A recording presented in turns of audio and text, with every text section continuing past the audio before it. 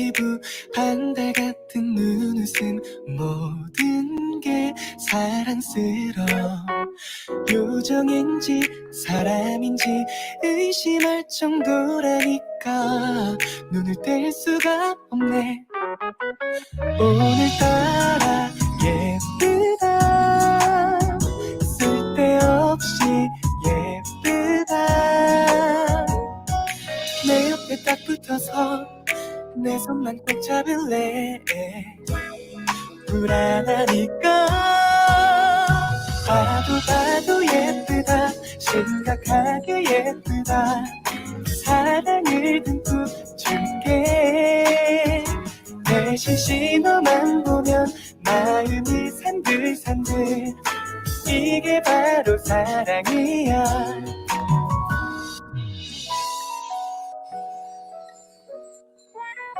예쁘다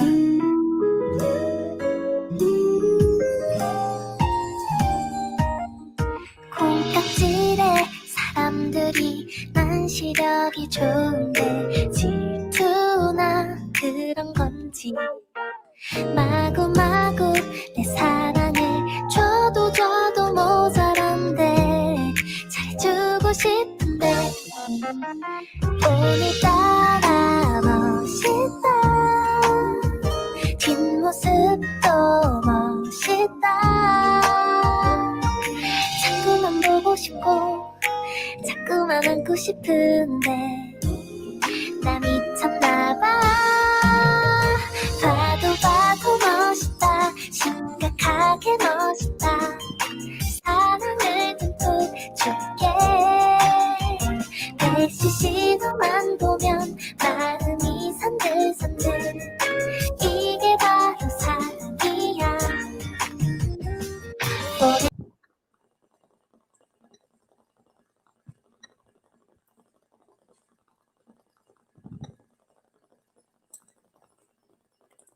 여러분, 안녕하세요. Good afternoon, everyone. So I am Yan Chua, and I will be your moderator for today's lecture.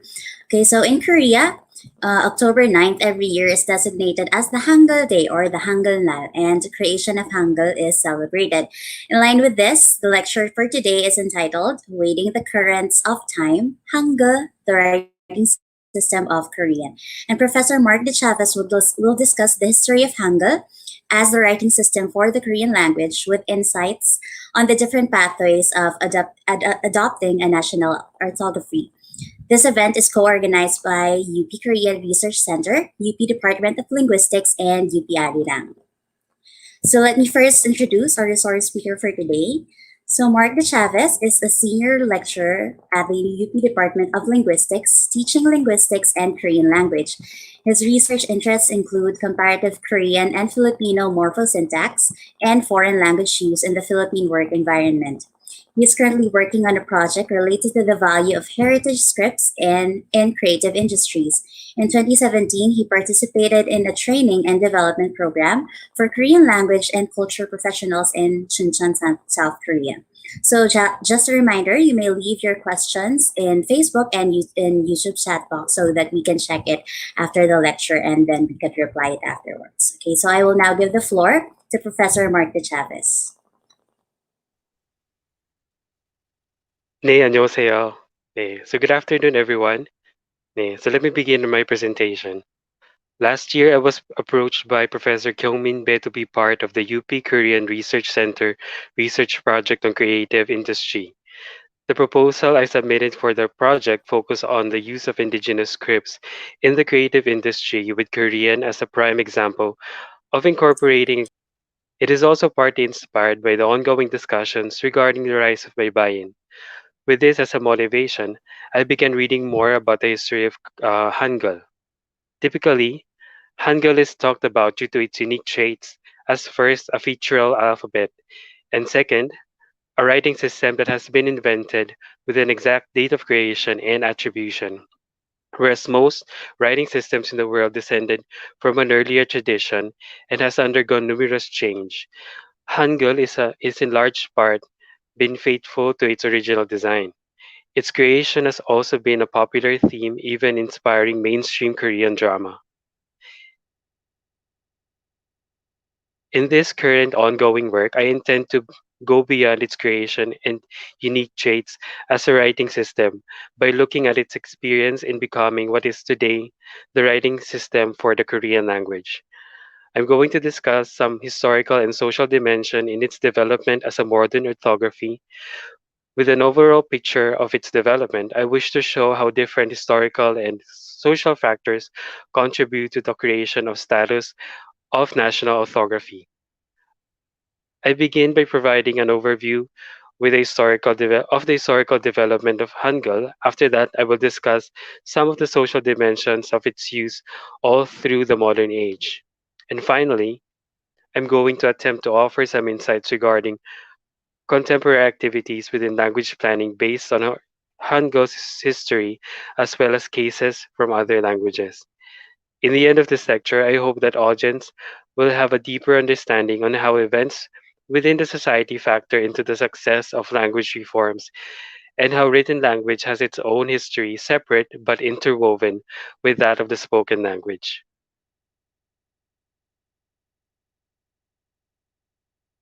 Korean language has experienced different forms of writing before the creation of Hangul. Writing in Korea was in Classic Chinese from the Goguryeo until the Joseon period.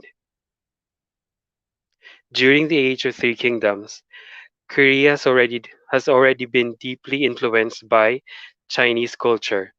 Though with its own languages, Korean writing tradition during this time was Chinese, which persisted until the Joseon period.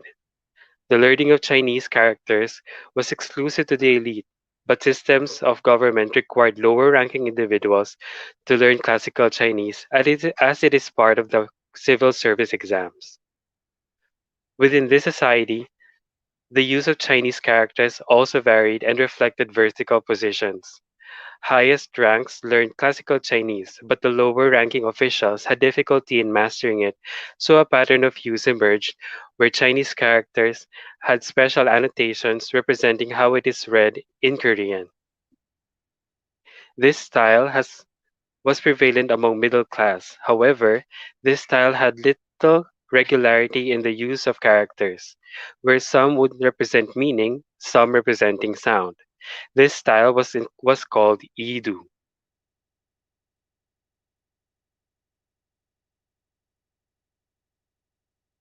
Buddhism and Confucianism were also important part of life, and these required the study of texts, which were written also in classical Chinese.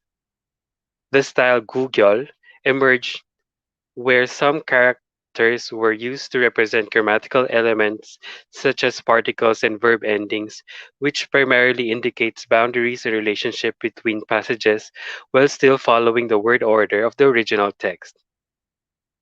Aside from these two styles, Hyangchal also emerged among the Hyangga song tradition, where characters were used to represent content words and were supplemented by characters that represent the sound of grammatical morphemes. This style follows the word order of Korean spoken in that time. So you have here a picture of an example, transliterated example of these three styles of use of Chinese. So we see that for the highest ranking officials, for the elite, so they use, we can say, a perfect version of classical Chinese. But for lower class citizens, so they have modification in its use due to the difficulty in mastering it. So you see that the highest ranking of the ones that have modification is more similar to the classic Chinese, whereas those that are used by more common individuals have more similarity with the native language. In the 15th century, so going back to what I was saying, so this is an example of Idu, where you see here Chinese characters written, but alongside those Chinese characters, you have some scripts that indicate how it is meant to be read or how it is interpreted. So this is an example of Hyangga, wherein the word order is Korean, but the scripts are Chinese. So the red highlighted part there is a grammatical pattern. So it does not involve the meaning of the original Chinese character, but it just represents the phonemic property of the pattern that is used or the particle that is used in this sentence. In the 15th century, Hunmin Jong-um, which is translated as the correct letters to be used to teach the people, was presented by King Sejong as reported in the Annals of King Sejong, which was to be used to represent how words are read in Korean. This undertaking was done with the Jipyeonjeon, or the Hall of the Worthies. I like the ideographic Chinese characters. The created writing system was a featural alphabet, which represented not only the sound, but provided information on how these sounds are produced.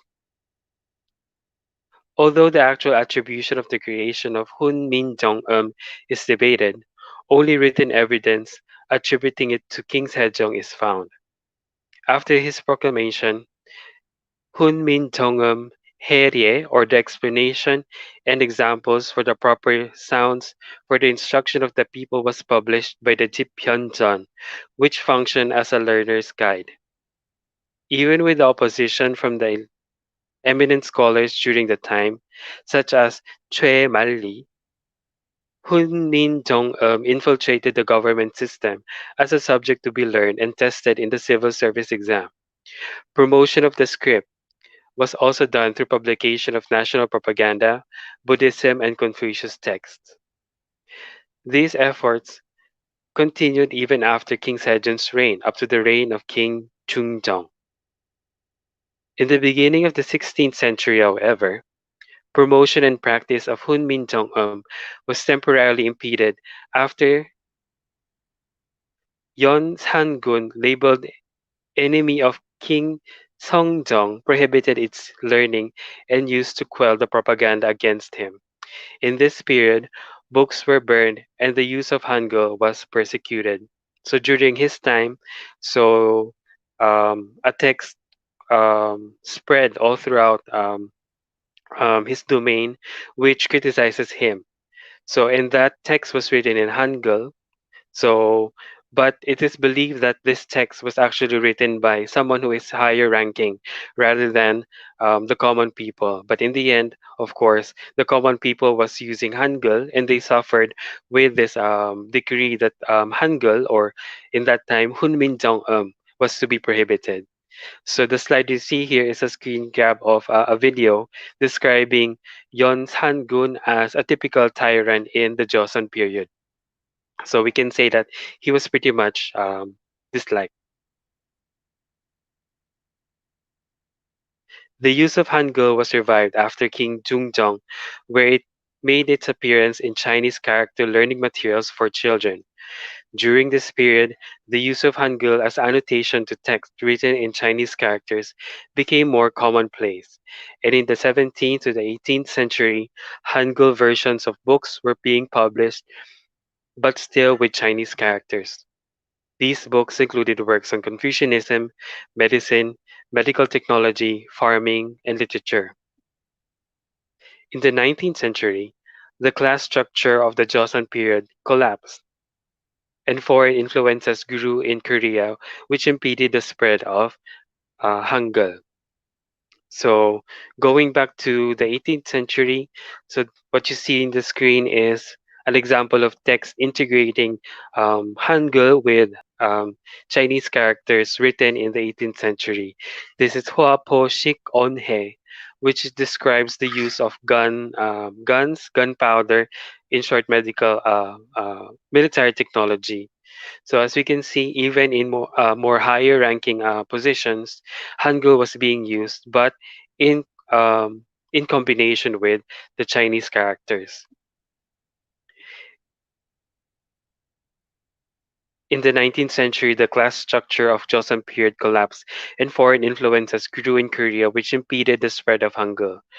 However, the latter part of the century, in the third stage of Gabo reform in 1894, Hangul was declared as a primary writing system in official documents, and not Chinese characters. Following this period, Hangul has proven itself as the primary written form of Korean. In 1896, Dongnip Shinmun began to publish the first all Hangul newspaper in Korea without Chinese characters. It ensured broader readership for publication fueled by the desire to advance liberalism and independence. What you see on the screen is Dongnip Shinmun, or the Independent. So as you can see, it is all written in Hangul. Before this time, newspapers featured both Chinese characters and Hangul.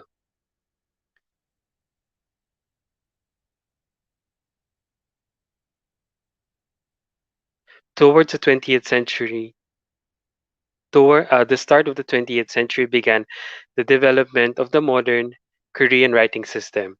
With the efforts of Korean Language Society, Joseon O Hakhwe, founded in 1908, which was pioneered by Ju Shi-kyung, who coined the term Hangul. Ju Shi-kyung also worked to standardize Hangul and teach Korean linguistics. His influence continued the development of Hangul even through the colonial period. In 1933, the Korean Language Society issued a proclamation to unify Hangul orthography, which remained as a standard for the rest of the century. In 1988, the Ministry of Education enacted an orthographic reform, which the rule book on how Hangul is written is described to this day.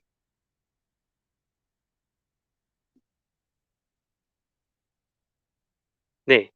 So as I mentioned, before the term Hangul, different terms was used to describe the writing style of Korean. First, we have Hunmin Jongum, which was quoted when it was created in the 15th century. The opposition, critics from who were Confucius scholars as well as officials, called Hunmin Jongum, or the invented script, Onmun, or vulgar letters. But during the 19th century, where the independence movement was being started, um, the Korean writing script was called Jongum, or rightful letters, and Gungmun, or the national letters. In the 20th century, through Ju Shikyong, the term Hangul was quoted, incorporating the word for Korea, Hanguk, with the word girl writing.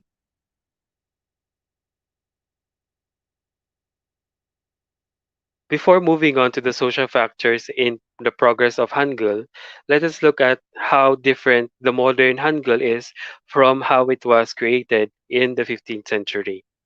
So some of the changes that you find in the modern Hangul is the elimination of a vowel represented by a dot. So if you look at the slide, you have there consonants with dots below. So those dots represented vowels, but that vowel is no longer in use in modern Korean. Aside from this, there was a drafting change for the tense consonants. If you look at the consonant letters in Hangul, there are consonants that are written twice or geminated. But initially, those consonant clusters was composed of two different consonants. But with the modernization of Hangul, they simplified the representation of these tense sounds into just a gemination of these final consonants. However, there are some aspects of the original uh, writing style that was maintained in the modernization. That included a placeholder consonant, or the zero initial, represented by the round symbol. And it is also said in that reform titled Hangul Matchumbop Tongil An, or the unification of Hangul, write the standard language according to its sounds, but make it fit the language rules.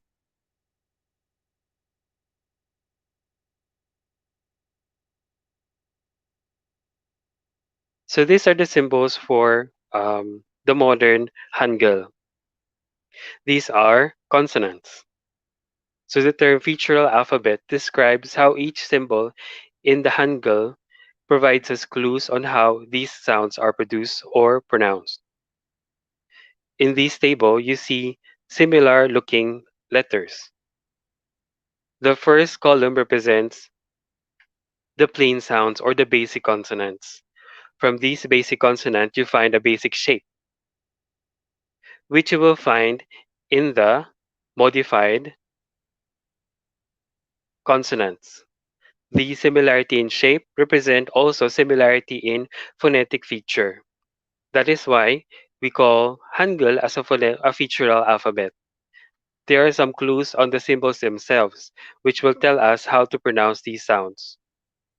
So other than this symbol, you also find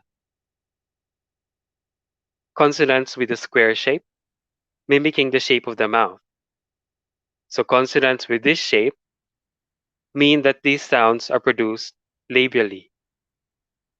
So with that aspect of the letter, you find that place of articulation with these consonants. These are also apparent in the vowel letters in Korean. However, it is less apparent how these are analyzed, but you will see that similarity in shape would also mean similarity in the pronunciation.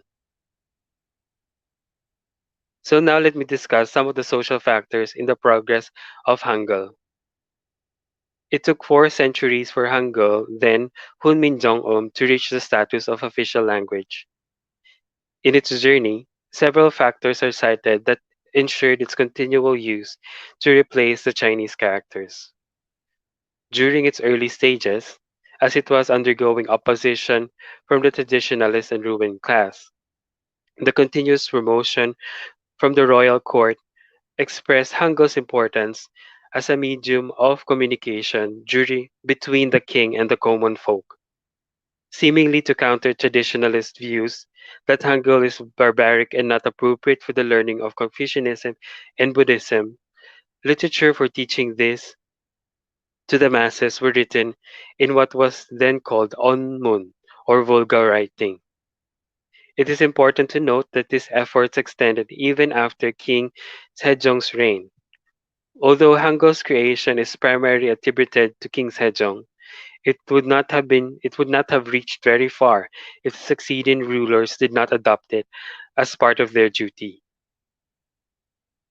Official business was primarily dominated by males and was written in Chinese characters.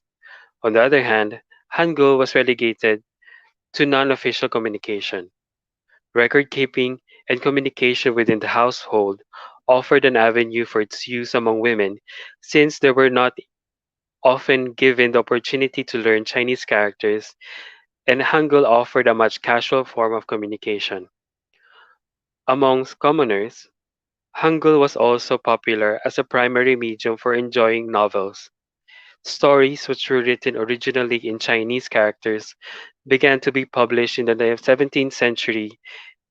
It boosted creativity among women also, in writing poetry and prose, which to this day offers a vivid picture of life in the Joseon period.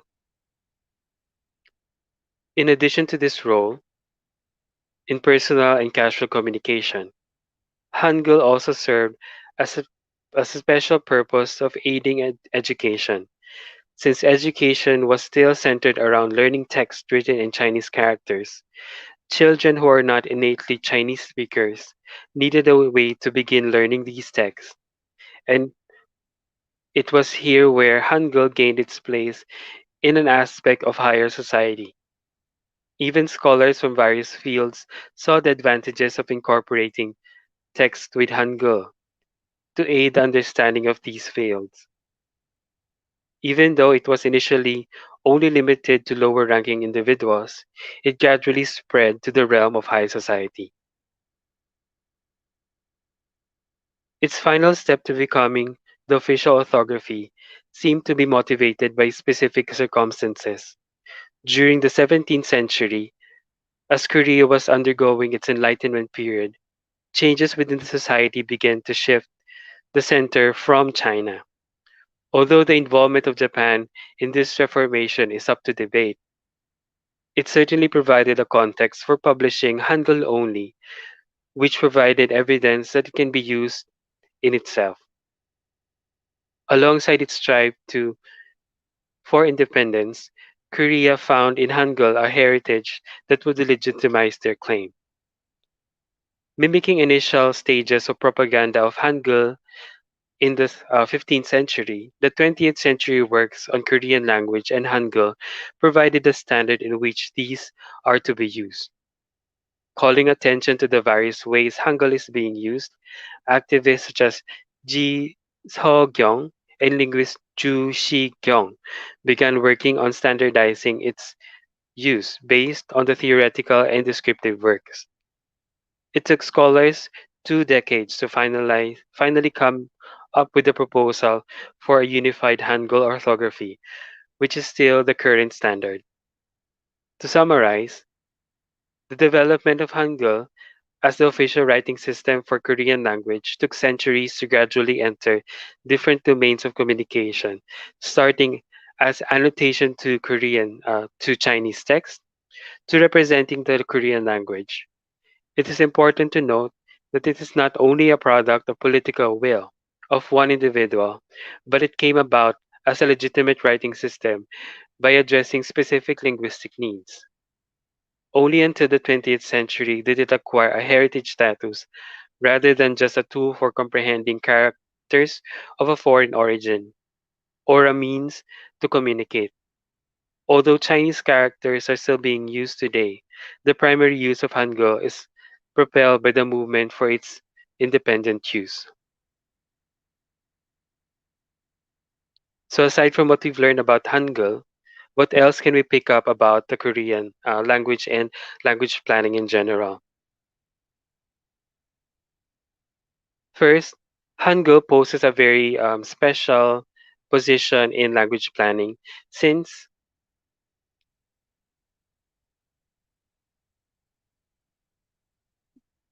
yeah, yes. So Hangul is a specific case for language planning if you look at it in its earlier stages. Because other than Hangul, there are not many cases of created scripts that challenge the ongoing or the status quo writing system. So language planning so far has been centered with reformation or unification and standardization of the written form of languages. However, in its earlier stages, the creation of Hangul was primarily motivated by as an aid to reading written text and learning. So during the 20th century, it is more parallel to other domains of standardization, since it is now involved with other activities such as research and standardization of use.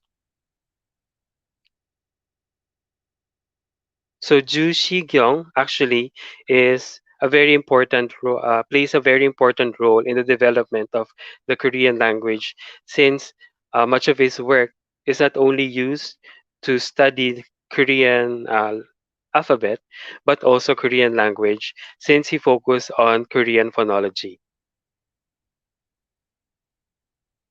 Taking inspiration from Hangul's experience, we can say that Hangul is something that happened we because its people or the society during that time needed something to express themselves or to communicate.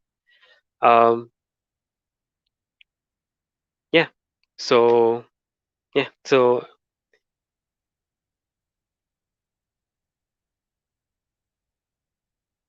yes. So that concludes my presentation. So if you have questions, maybe you can post them in the comments.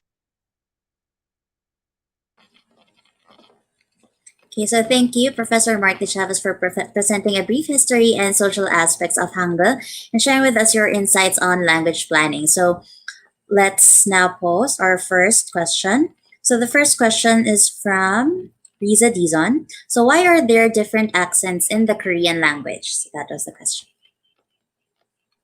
Mm. So these are accents. When you say accents, there are different interpretations for the word. So there is a form of written accent wherein it specifies where the stress is, or some other phonetic properties of the language, like what we have in Filipino when we use certain symbols to represent the glottal stop or the the stress in a word. So another interpretation for the word accent is phonological differences among spoken varieties of the language. So there are different varieties of Korean. So in different areas, different parts of Korea, there are um, the differences among these dialects range from pronunciation differences to morphological ones. So they use different suffixes or affixes, and even lexical, wherein they have different words for certain objects. So I'm not sure if these dialects are presented in Hangul, but of course, Hangul would be just a representation of how these words are pronounced.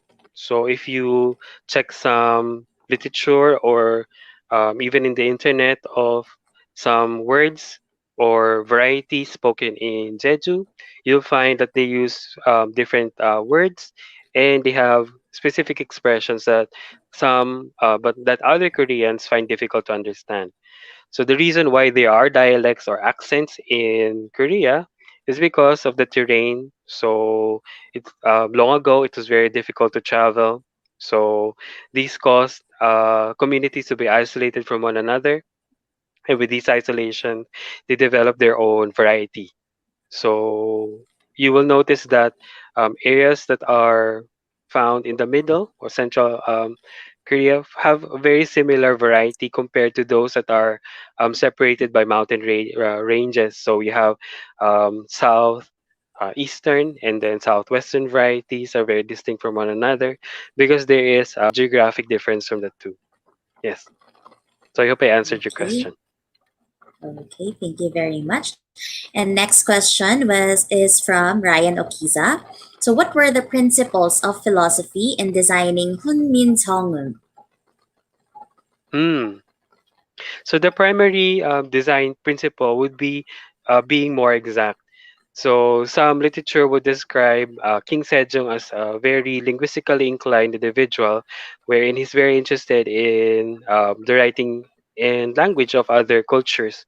So he noticed that in other cultures, symbols that appear to be similar, so when they are pronounced, they are very similar to one another, but when they're written, they're very different from one another.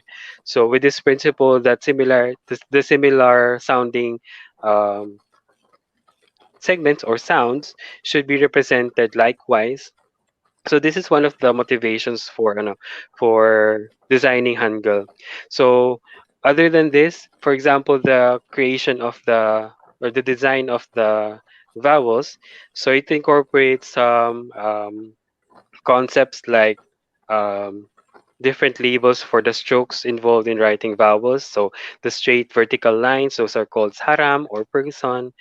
Straight vertical horizontal lines, those represent the land or earth, and the dots represent the sky or hanel, so representing divinity. So as you know, these concepts are not very linguistic, but they are incorporated in the language.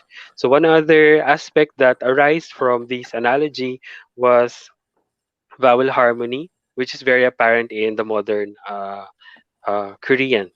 So you find that certain vowels fit together, and some vowels cannot be combined with one another because they contrast with certain features of the grapheme or the letter. Okay. So for a third question from Liz, how do you think we can see the leadership that helped Hangul be invented, and how this attitude can be applied in teaching our students Korean language? Hmm.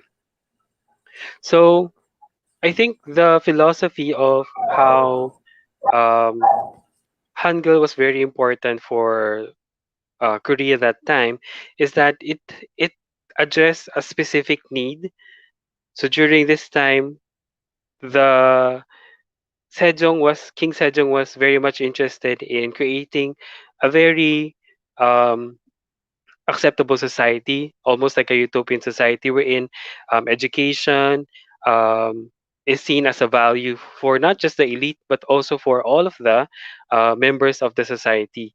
So, with this in mind, Hangul was created to address the issue of illiteracy.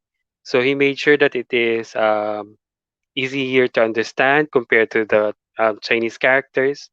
So, maybe taking inspiration from this, if you're learning a language, something or anything actually, anything that you don't use, so you're bound to forget about it, diba? So if you're learning, for example, Hangul and you want it to stick with you, it has to be part of your life. The same way Hangul was part of the lives of the early Koreans, wherein they needed Hangul to communicate with one another.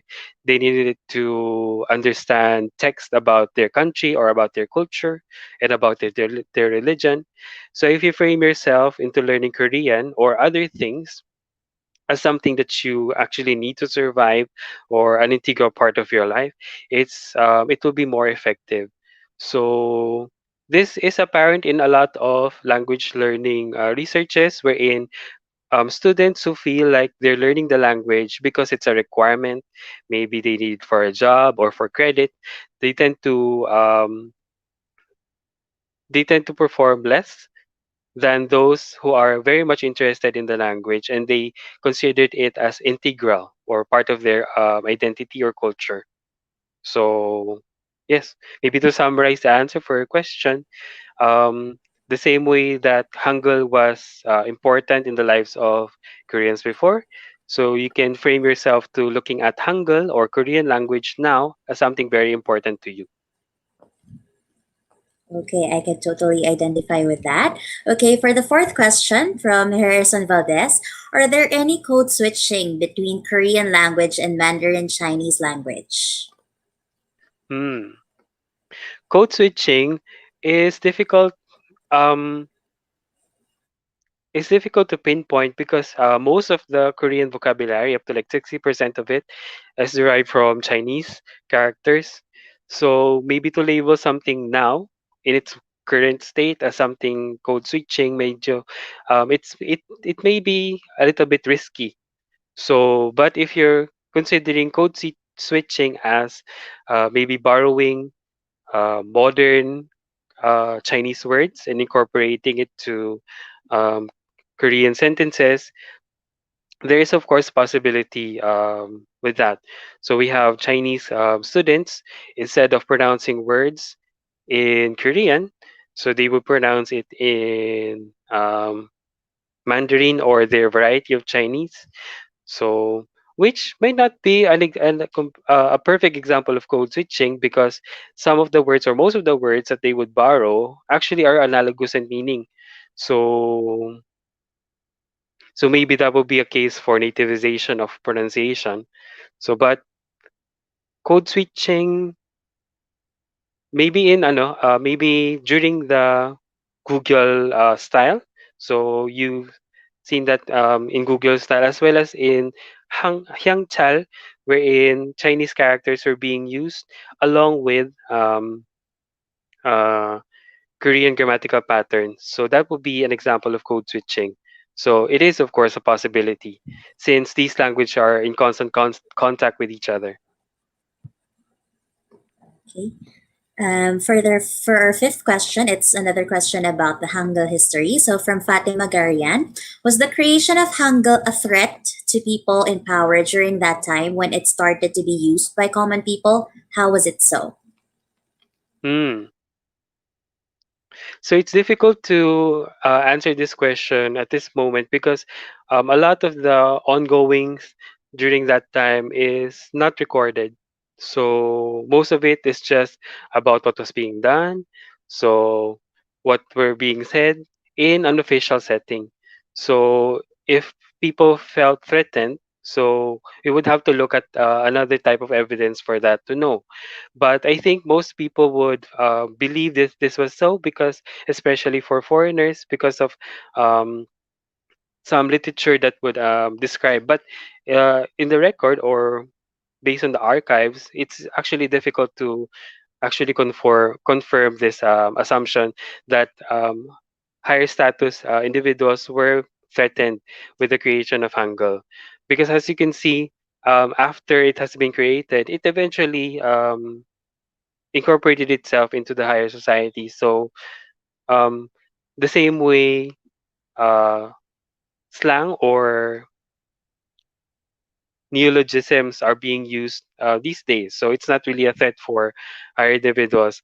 Maybe during this time, most of the opposition is, for example, the one written by Chue Malli, cited that the it's not really a threat to them as a group, but to the identity of the kingdom during that time, because they were considering Hangul or Hanguk or Korea as part of the Chinese society.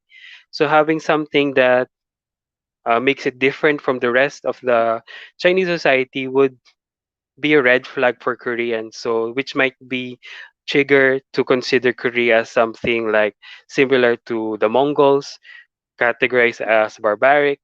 So and yeah, so pretty much the threat felt by the higher class, as stated in the literature, is based on the identity of them. So being less similar to the type of culture that they were aspiring to. So everything that they wanted to do, literature, governance, even money and economics, so were in the framework of the Chinese culture, Confucianism. So having something different might lead to deviation from that thing that they aspire to be. So yes. So one, I guess, one note that maybe a lot of people are maybe curious about, because it's a popular drama, I think. So the drama Tree with Deep Roots. So Puri Kipun Namu, is that the Korean title? I haven't watched it, but based on what I've Yeah, read yeah. about I the also I think I've also heard about that yeah, one. so it is actually a drama about the creation of Hangul during that time. So conspiracy. So I think there's also part of it like which was about murder. So as clarified by the station and its producers, it's a work of fiction. So not everything you see there is real. So but aspects like explanation of the thing itself, the alphabet, is based on historical events. But the drama that you see there, or the things that are actually exciting for K drama fans, most of it are fictional. So be careful watching that film. So don't consider it um, as a historical thing. Yes, I think that's a very relevant remark about confirming historical facts. Okay, our next question from Riza Dizon. So, how did the creation of Hangul help women and children since they were not given lots of attention when it comes to education? Mm. So as I mentioned in my presentation, so it addressed the lack of representation of language and the means to communicate amongst themselves. So without learning Chinese characters, they wouldn't be able to communicate with many individuals, so or among themselves if they do not master the Chinese characters. So during this time, of course, the teachers were interested in teaching those that are potential civil servants. So only privileged women actually learn um, the the Chinese characters. So, but since the Hangul or the Korean alphabet during that time was made public, so the literature, how to study it, so people can avail it, people can check, can get it, has access to it. So everybody was enjoined to learn Hangul. So it aided them first, of course, in communication, as well as um, enjoying certain things like literature. So without deep knowledge in classical Chinese, it's very difficult for them to read literature. So you can maybe could consider if the novels that you like now is not written in Filipino or in English. So if it's only written in Japanese, so would you be interested in reading these things? So considering the value of literature in your life, so that is very important, or that's a very significant role it played for women and children during that time. So for children, again, Chinese literature assumes that you're familiar with Chinese language.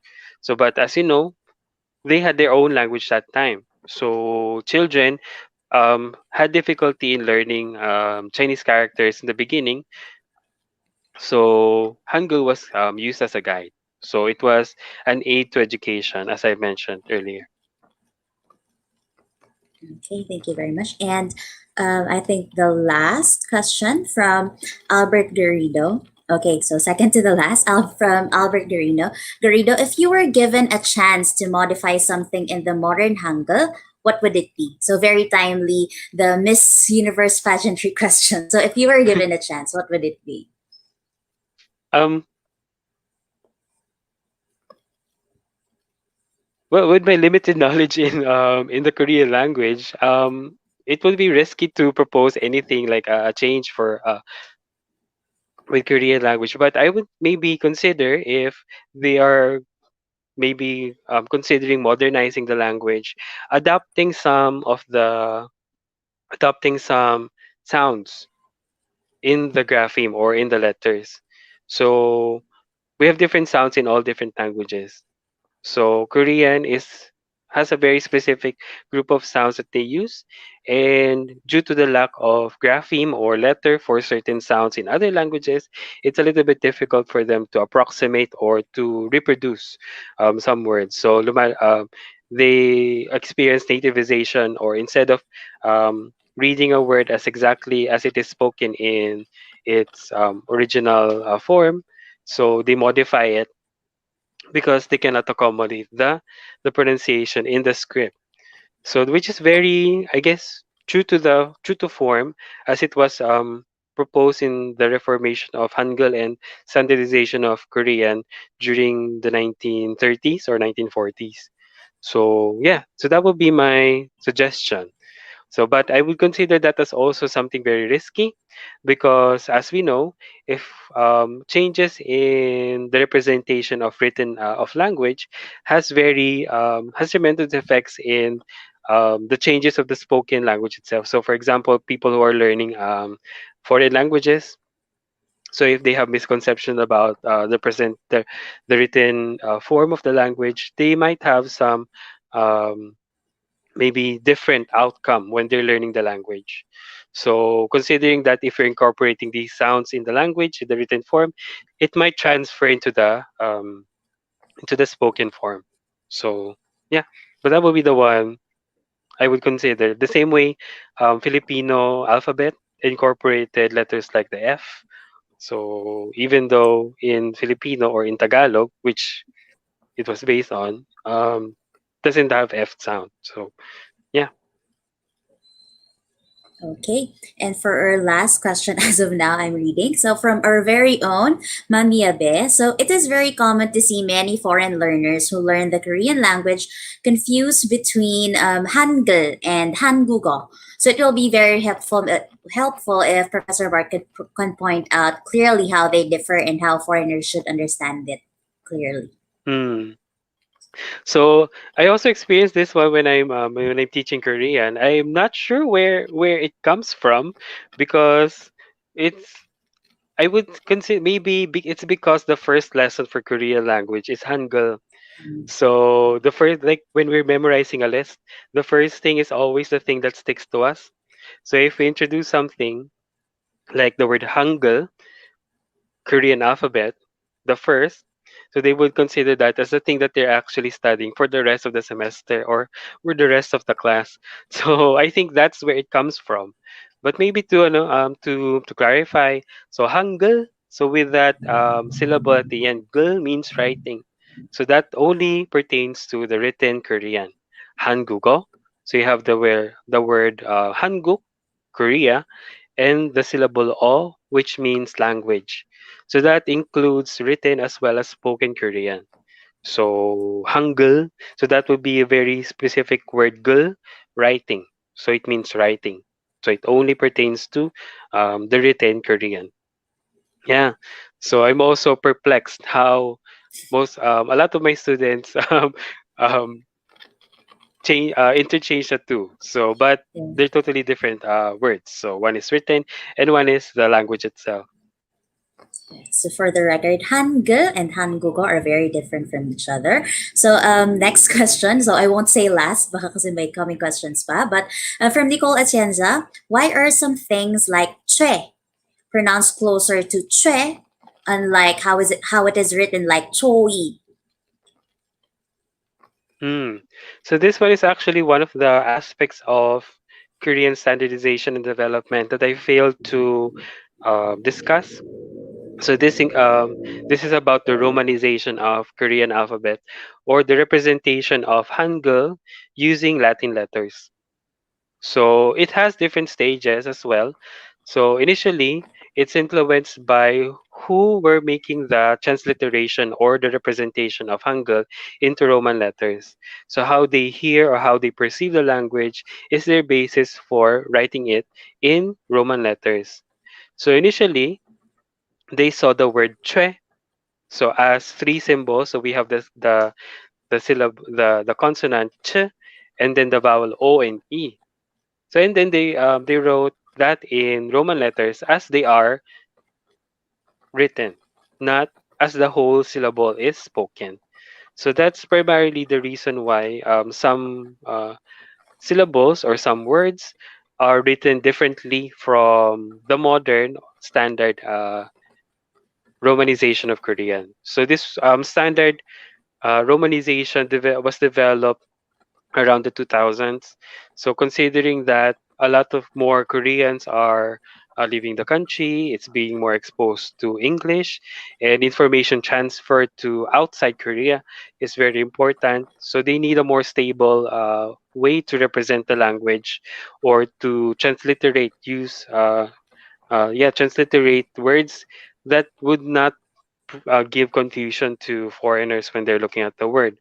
So the modern romanization is actually something I would consider as very important to learn, and it's also um, an interesting issue because if something is very established, like for example the spelling for the word for the surname Kim with a K with an initial K, it's already an established surname. So if you change it to the modern romanization using the letter G, so what would be its effect in tracing ancestry for that particular family name? So plus, if you consider it as something that you own, so wouldn't it be your choice to change it? For example, your English spelling of words or your name. So a lot of Koreans are pretty much in between how to spell their name if they're going to use a standardized form of what they're used to, what their parents actually know to be the um, transliteration of their name. So yeah, so much of the difference between these spellings in English is from different um, points or times where the transliteration was made. So more modern transliteration will be more stable, but you will still find maybe archaic or older romanization of Hangul, even in the leading website for in Korea, Naver. So if you check their translation software, it will also provide you with the romanization of the words that you want to be translated. But if you check the romanization, it's not in the standard romanization as it is proposed by the Korean Language Institute.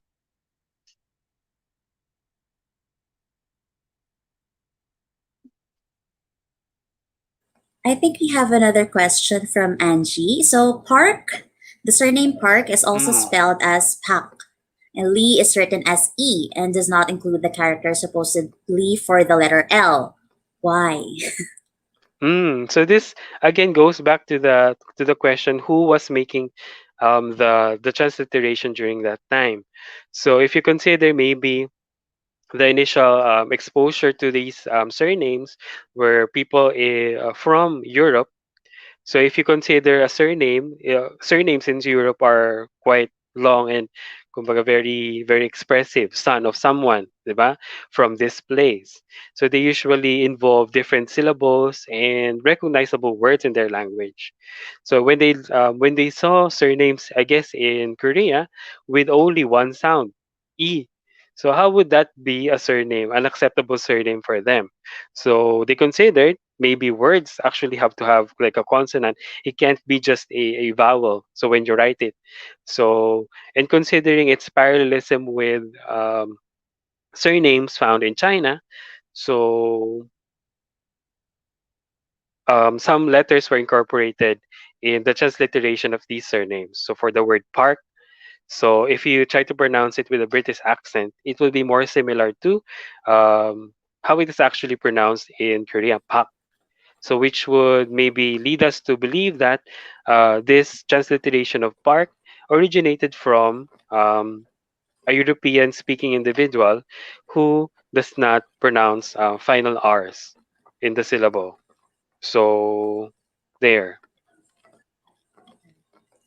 Okay, so for our next question, from Riza Dizon. So can you give us advice on how to learn Hangul effectively? What do you usually advise your students? Ah, well, the only advice I usually give would be try to memorize it. So if students try to always look at the chart, so they have the Hangul and then the Roman letters beside it. If they always look at that, that is going to be what what they are going to be practicing. So looking at equivalences. But if they practice looking at the letter and trying to remember how it is pronounced, so it's better. So if you consider trying to memorize it as you're learning it, it's actually more productive. Instead of while you're studying it, you're also looking at your materials, so it's transliteration, which is not the natural way of using Hangul in the first place. So when you go out or when you use Hangul, so in Korea, for example, or reading texts, you won't find there any transliteration. So to reinforce that activity or to prepare you for that activity, you should actually start by memorizing um, the characters and the sound rather than its equivalences with the Roman letters. So that would be my tip for learning and studying it in the beginning. But once you've familiarized yourself with each letter and how they're read, how they're pronounced, and some of the changes, how some of the changes um, that are applied to these words, so experiencing Korean language with subtitles or with transcription is actually beneficial. So the same way, a lot of teachers would suggest learning songs in Korean or in your foreign language would help you memorize the script. So if you're listening to the to Korean at the same time you're looking at the script at the same time. So it reinforces the connection between what you see and what you hear and maybe what you can produce later on.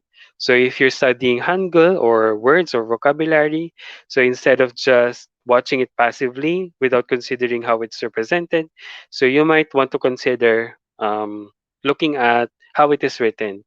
So TV shows these days in Korea are actually very good for learning Hangul because they have that habit of transcribing some expressions on screen. So, for example, the same way you have that in manhwa or the comics. So onomatopoeic expressions you find there in the screen or things that are very important, expressions that individuals said in the show are written on screen. So if you pause, so you don't just watch it and then laugh about it. So if you want to really practice Korean alphabet, you have to focus on what is written. So in short, Thank enriching you your very much. experience in Korean with um, looking at writing. So it's not just listening. If you practice it together with writing, it's going to be better. Thank you very much for that advice. And next question, may pagkakapareho ba ang baybayin at Hangeul from Professor Ronel Laran? Hmm. So, so baybayin and Korean. So, the question was pagkaka.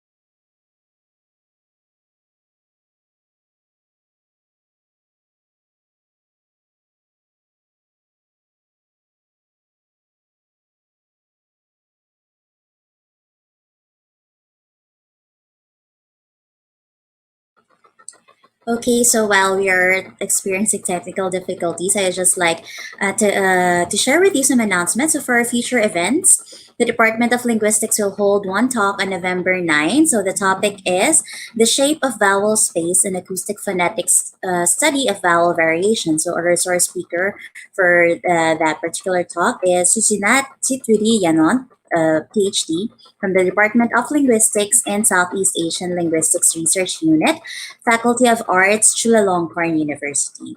And also, UP Korea Research Center's journal, Hangeul, Studies on Korea and the Philippines, Volume 4, will be issued soon. So for more information or updates, visit www.facebook.com/UPKRC. You may also check UP Arirang's Facebook account, www.facebook.com/UP for more details. Okay, so I think Professor Mark Chavez is ready to answer a question. Yeah, sorry, I didn't mean to Okay. to escape from the question. Um, Same as we were practicing yesterday, and then one of the things that I kept on doing was pressing back button with the interface. So that, of course, cut my connection with the stream. But I'm back, so sorry. So Yeah. I was also panicked with that. Um, yeah, so the difference between Hangul and Baybayin. So first, of course, their type of writing, because Baybayin is focused on the consonants. So some would call it syllabary, but um, the transcription of vowels is actually diacritic type. So it's more similar to um, orthography written South Asia or South West Asia, so in that family of writing. Whereas Korean is solely alphabetic, so that means yung mga symbols that we use in Hangul represent individual sounds, not just consonants, so or combination of these syllables. So that is one very important difference between Hangul and Baybayin. And of course, so for similarity, so it's hard to consider the similarity because um, I'm looking at it as two distinct writing traditions from from quite different types of languages. So maybe stemming from the similarity between the language, both languages are what you call agglutinating. So you have a lot of affixes that you can use with content words. So Korean is very useful in representing Korean as an agglutinating language because you can easily join syllables to content words. So the same way with Filipino, wherein our affixes, you can easily add that to our roots or bases using baybayin. So that will be one similarity that I can cite for the two. But other than that, mostly when I was doing it and when I was reading about Hangul, I was considering how it's quite different from the experience of baybayin. So that's why maybe I find I find answering the question a little bit difficult at this moment. But yeah, maybe I'll think about it more. Similarity between the two because they ended up in different positions, society in a sociological sense. So one is official language, and one is merely a heritage language. So one was continuously being used from its creation up to this point, and the other one fell to disuse. So those key differences are hard to ignore. That's why I was quite surprised, or I found it difficult to answer the question. But yeah, but that's not the reason why I cut the collection earlier. To clarify, to clarify. So thank you, Ronel. Okay. And for our last question for today's lecture, came from Oliver Monghit. So, what way or ways did the Korean government use to promote Hangul that we can also use to promote or standardize our native writing systems? Hmm. So this one is actually one of the things I also wanted to explore because there's a difference in perspective among linguists or language professionals dealing with writing systems in the grassroots level versus those that are dealing with it in maybe a top-down approach, maybe people from the academe or maybe people from the central government. So so definitely there are some distinct approaches that we can cite for promoting native writing systems.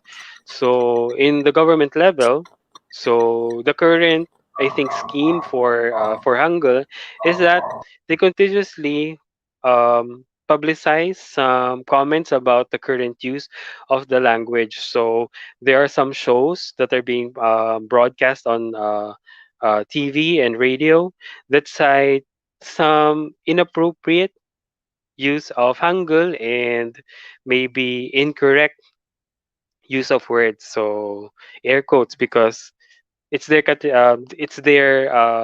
it's the national institute for the language that labels certain expressions as inappropriate or incorrect. So, but if linguistically speaking, since people are actually using these words or these expressions, it is actually valid. But the struggle, or maybe what the central government is trying to address is standardization. That's the that's their priority. And going back to um, maybe the question, what aspects of the promotion can be applied to native language system?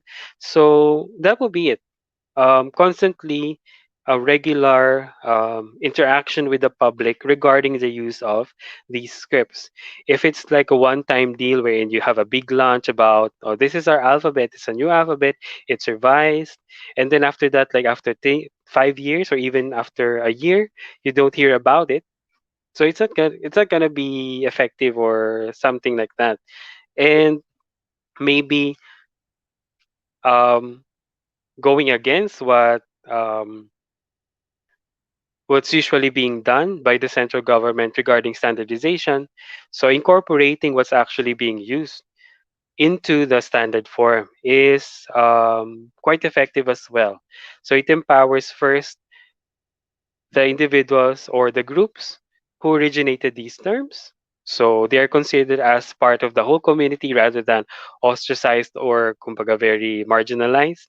So if you incorporate something of their own, so they would feel more part of that community, especially in our situation wherein we have different types of scripts, we have different languages. So considering the unifying property of writing is something very important comparing that with Korea, which is primarily monolingual and unicultural, something like that. So, and what else?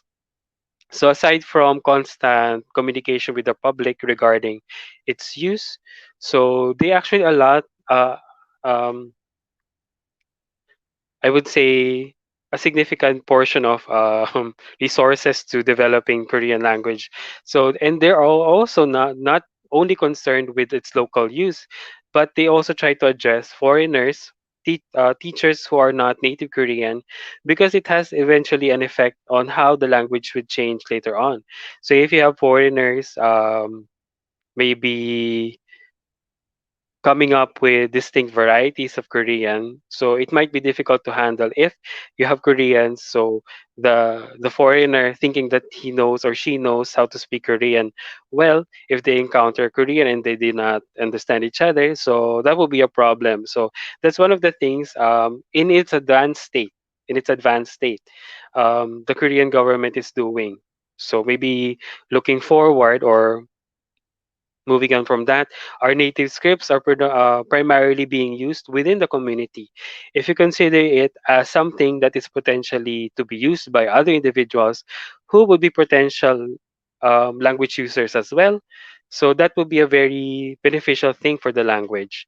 So usually the dilemma for these endangered languages is that the population of the native speakers is constantly going down. So people are dying, so children are not learning the language. But if you consider that that language is not only, or the language users is not just people from the community, language users can also be from other communities.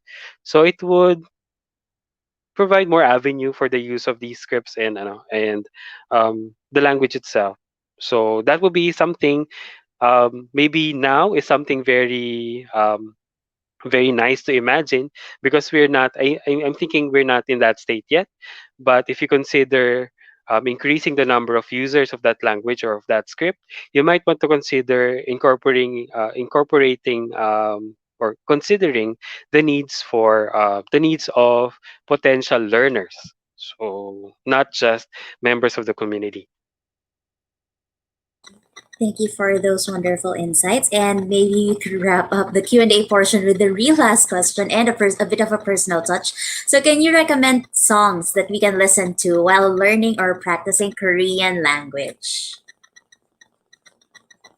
So I recognize this individual. She's one of my students before.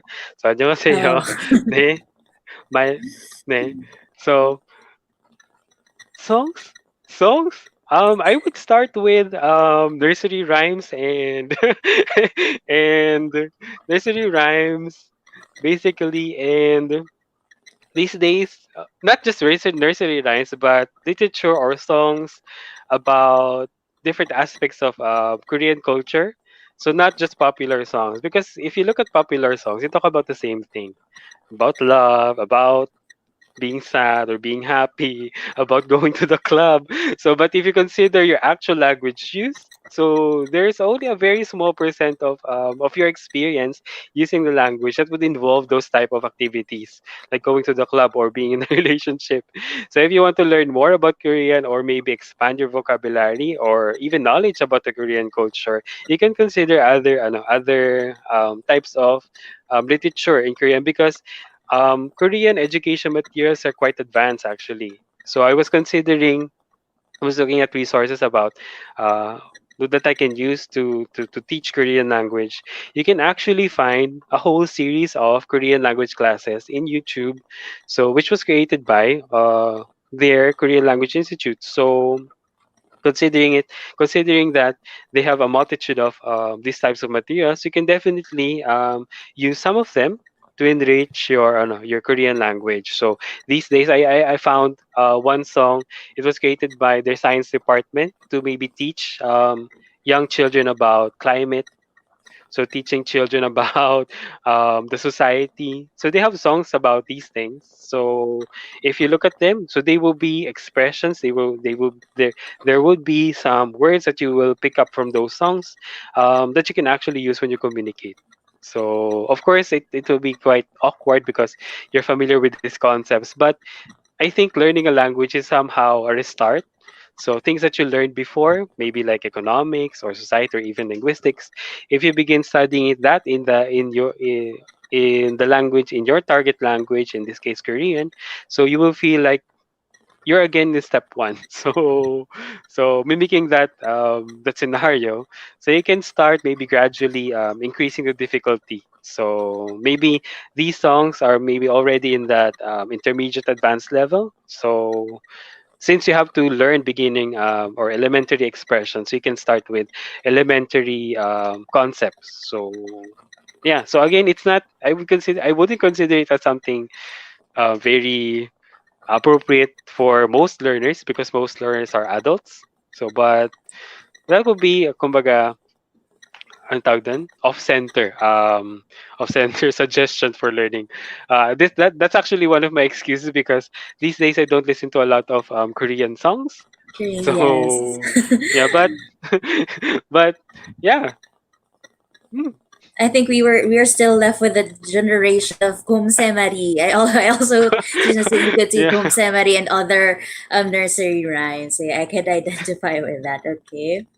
Yes, thank you very much, Professor Mark. And do you have some last comments just to wrap up this discussion? Hmm. So, um, although somehow maybe going back to what I've been discussing earlier, we've been discussing solely about Hangul. But it's also important to see that Hangul is not something very unique, or it's not the experience of Hangul and the stages in its development to reaching an official status. It's not something unique, just unique to Hangul. So all other languages that have written form, have orthography, undergo the same process. Only that some circumstances are maximized for certain languages or certain orthographies, which help ensure its official status and continuous use.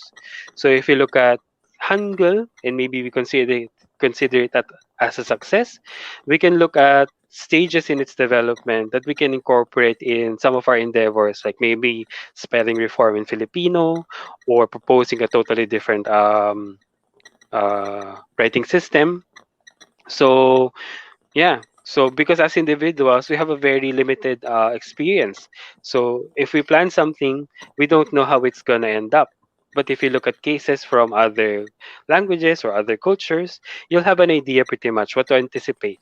So as issues or something that you can take advantage of when planning for language reform. Okay. Thank you very much again, Sir Mark, for presenting to us the history of Hangul, its linguistic and social aspects as well, and how we can apply that to language planning and our national orthography. And thank you also for a very attentive and very participative audience for joining us for today. Again, for our future events, you could visit the UP Department of Linguistics Facebook account, UP Korea Research Center Facebook account, and UP Arena's Facebook account. And also, if you're going to post anything about this lecture, use hashtag UPKRC or hashtag Hangeul when posting on your SNS pages. Again, we have a good evening and thank you very much for participating for today. 네, 고마워요. 네.